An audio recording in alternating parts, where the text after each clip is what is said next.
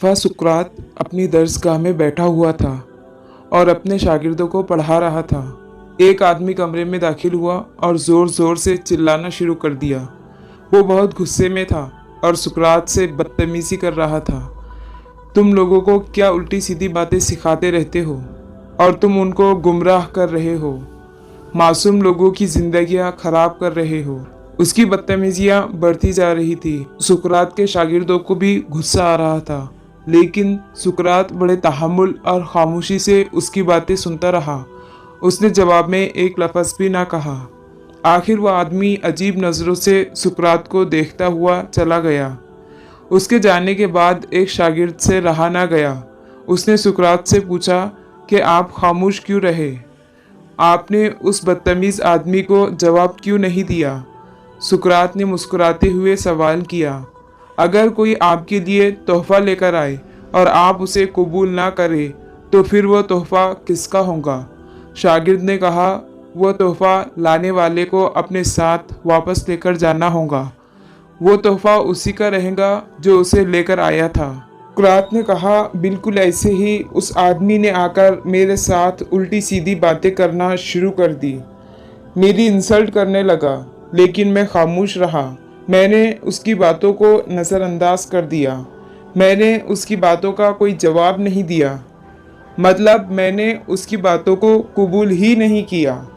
आखिर वह आदमी शर्मिंदा होकर वापस चला गया और वो सारी फजूल बातें जो उस आदमी ने की थी वो उन्हें अपने साथ वापस लेकर गया है। इसलिए अब उस आदमी की बात छोड़ दे और अपनी पढ़ाई पर ध्यान दे। दोस्तों, हमेशा याद रखना, जैसे ही आपने किसी इंसल्ट को रिएक्ट किया तो मतलब आपने उसे कबूल कर लिया। रोज़ाना कितने ही लोग हमारी पीठ पीछे हमारी गैर मौजूदगी में हमारी बुराइयां करते हैं, किसी और के साथ बैठकर हमारा मजाक उड़ाते हैं, हमें बुरा भला कहते हैं। तो क्या उनकी बातों से हमारी ज़िंदगी पर कोई फ़र्क पड़ता है? क्या हमें गुस्सा आता है? हमें कोई फ़र्क नहीं पड़ता, क्योंकि हम उनकी बातें सुन ही नहीं पाते। वो लोग बस अपना टाइम और एनर्जी ही बर्बाद करते हैं, अपने दिल की भड़ास निकालते हैं। तो अगर कोई हमारे सामने हमारे बारे में कुछ उल्टा सीधा बोलेगा, हमारी ऐसी बुराई करेगा जो हमारे अंदर है ही नहीं, तो वो भी हमारा कुछ नहीं बिगाड़ सकेगा। इसलिए उसकी बातों का बुरा मनाने की बजाय, उन पर गुस्सा खाने की बजाय उन्हें इग्नोर कर दें, उन्हें सुनी अनसुनी कर दें और अपने काम पर ध्यान दें। तो हमेशा ये बात याद रखें कि खामोशी से बड़ा कोई जवाब नहीं और माफ़ कर देने से बड़ी कोई सज़ा नहीं।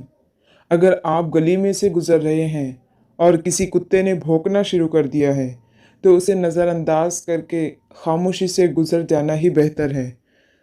ना ही आप उसे मुड़कर देखें और ना ही पत्थर मारे। क्या पता वो कुत्ता किस पर भौंक रहा हो। दोस्तों, उम्मीद करते हैं कि आपको वीडियो पसंद आई होगी। वीडियो पसंद आई हो तो लाइक और शेयर ज़रूर कीजिए। मज़ीद वीडियोस देखने के लिए हमारे चैनल को सब्सक्राइब करना